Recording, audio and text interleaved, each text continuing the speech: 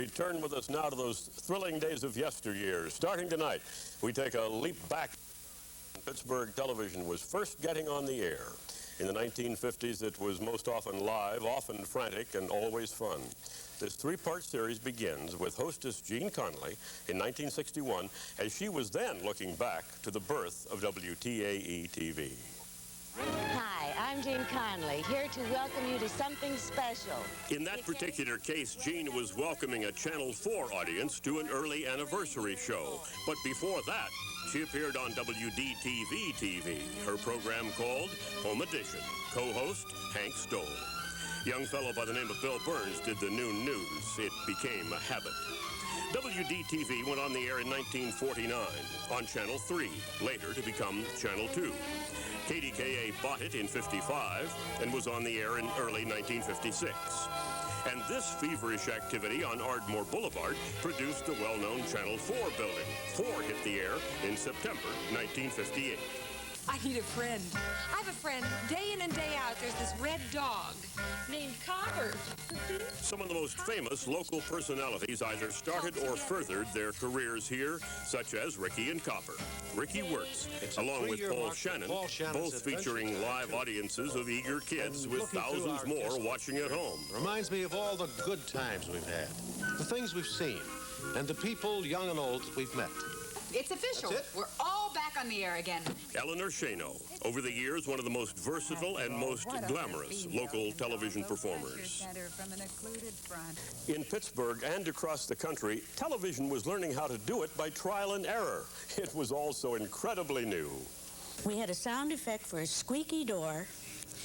The chief engineer slapped a 2x4 on the table, and I screamed. Then the movie opened.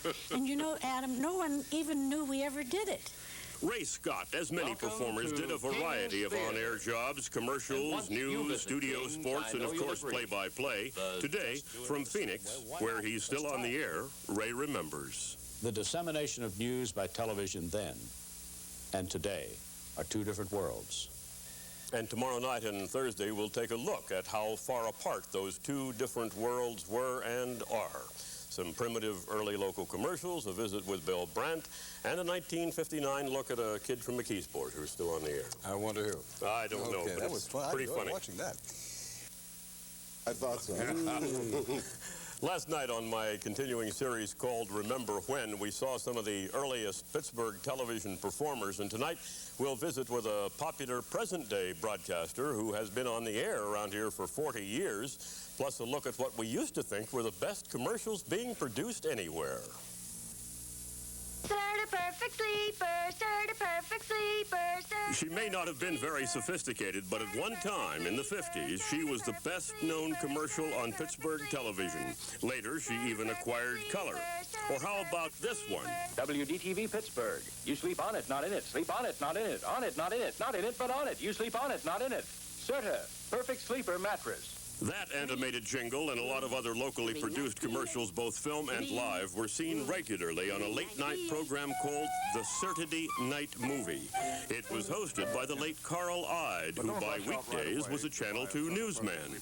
But on Saturday night, live commercials featuring, among others, Pie Traynor, Sterling Yates and Hank Stoll, and Bob Troe, were outrageous interruptions of a movie that a modern audience wouldn't stand for.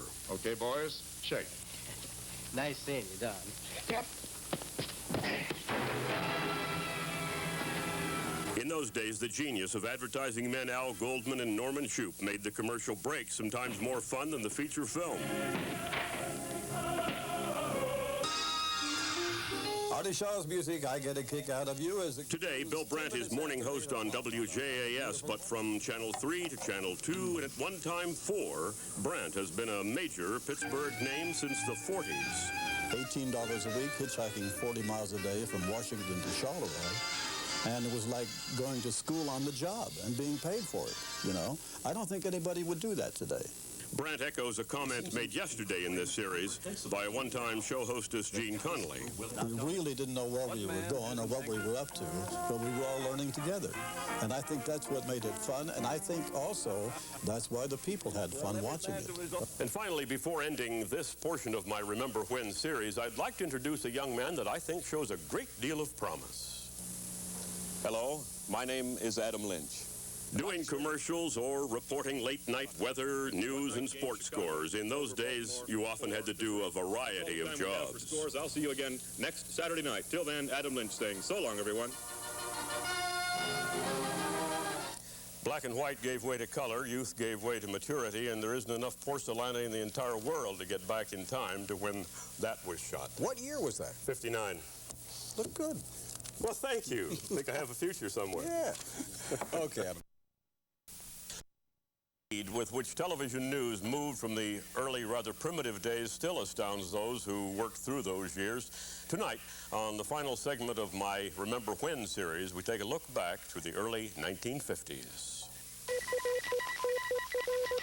It's 7 o'clock, and here is 4-Star News. Local television news in Pittsburgh then was probably as good as local news in any other major city at the time, but looking back, it's amazing how far we've come.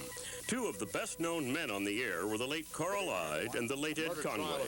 But as good as they were handicapped with a limited amount of film, the lack of a large corps of local reporters and photographers, and certainly no instant live capability. We didn't know any better. Remember, nobody had done it before. We were breaking new ground. And every new technical innovation that came along, well, that was a tremendous breakthrough. As with so many early on-air Pittsburgh names, Dave Murray started on the old WTAE TV. His long career at Channel 4 was both on camera and behind the scenes, either as producer or program director or news director. Now retired, he remembers the early product as unsophisticated, to say the least. It was really awful. The film was dirty, all sorts of scratches, awful-looking sets. A flat, painted with perhaps a picture of the world on it. But it is only by hindsight that we know it was unsophisticated. At the time, it seemed to be bright and shiny and new, both for those who were watching and those making it happen. Here is 4-Star News with Dave Murray and Ed Conway. The diplomats at Geneva say this evening that the disarmament talks have reached a stalemate there. Another longtime Pittsburgh news and sports figure was Ray Scott, now in Phoenix, Arizona. I think one of the good things about those days was the fact that there weren't producers and executives around to say, oh, you can't do it that way. There was no way. A small handheld silent 16-millimeter camera was standard compared to today's equipment with lights, sound, videotape, and a rolling news star truck that can send live reports back to Pittsburgh from anywhere.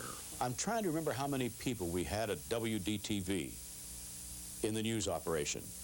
And couldn't have been more than 4 or 5 at the most.